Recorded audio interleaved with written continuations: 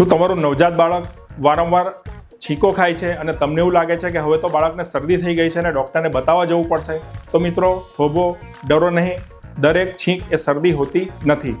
નવજાત બાળકને મુખ્યત્વે 3 કારણોથી નોર્મલી છીંક આવતી હોય છે. પહેલું તો એ કે નવજાત બાળકના નાકનું છિદ્ર નાનું હોવાથી એમાં ધૂળ, રચકણ કે રૂંવાટી જાય તો કુદરતી રીતે છીંકો દ્વારા નાક એનું સાફ થઈ જાય છે. બીજું કે બાળક જ્યારે દૂધ પીતું હોય છે ત્યારે કોઈનું નાક દબાય છે, ક્યારેક નાકની અંદર દૂધના થોડા પાર્ટિકલ્સ પણ જાય છે, તો ડિફેન્સ મિકેનિઝમ દ્વારા છીંકો કરીને બાળક એને સાફ કરી નાખે છે.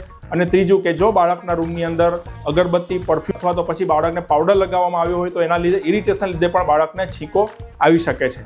પરંતુ જો છીંકોની સાથે બાળકને નાકમાંથી શરદી નીકળતી હોય, બાળકને તાવ આવતો હોય, બાળકનો શ્વાસ ઝડપથી ચાલતો હોય અને સાથે ખાંસી આવતી હોય, દૂધ બરાબર બાળક ન પીતું હોય, તો પછી તમારે તમારા બાળકને અવશ્ય બતાવવું જોઈએ.